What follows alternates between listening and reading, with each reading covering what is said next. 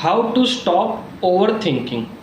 तो over thinking को समझने से पहले हमें थिंकिंग को समझना होगा, और थिंकिंग को समझने से पहले हमें थॉट क्या है उसे समझना होगा।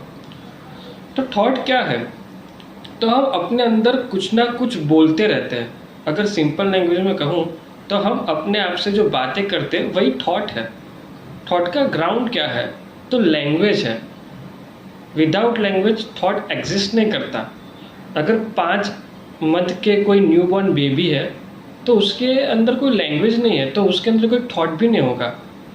जो भी थॉट्स है उसका ग्राउंड लैंग्वेज है। अगर आपके अंदर लैंग्वेज इवॉल्व हुई है, अगर आप लैंग्वेज जानते हो तभी आप सोच पाते हो।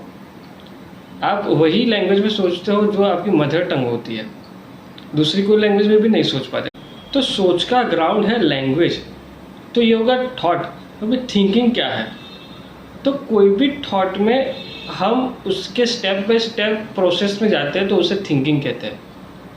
अभी थॉट क्या है? जैसे कि आपने एक पाँव रखा तो उसे हम स्टेप कहेंगे, वॉकिंग नहीं करेंगे।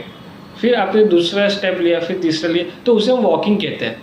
वैसे ही एक थॉट आया, फिर दूसरा थॉट आया, फिर तीसरा थॉट, ऐसे थिंकिंग कहते हैं, उसे थिंकिंग कहते हैं। कि जैसे कि आपने कोई फेसबुक पे कोई ड्रेस देखी तो आपको ये लगा कि ये अच्छी ड्रेस है, ये एक थॉट है। फिर मुझे ये लेनी चाहिए, ये दूसरा थॉट है। अभी मैं कहाँ से लूँ, ये तीसरा थॉट। तो ये चेन हो गया। तो ये चेन को हम थिंकिंग कहते हैं।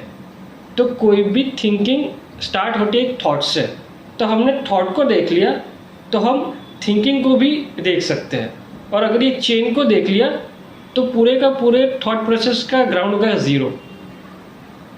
तो ऐसे हम अपनी थिंकिंग को एक डायरेक्शन दे सकते हैं कि कौन से थॉट पे हमें थिंकिंग करनी है और कौन से थॉट पे थिंकिंग नहीं करनी। क्योंकि ओवर थिंकिंग गलत नहीं है, सिर्फ डायरेक्शन देनी है।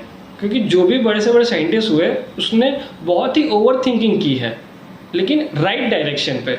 तो जस्ट कौन से थॉट पे आपको थिंकिंग करनी वो आप चूज़ कर सकते हो।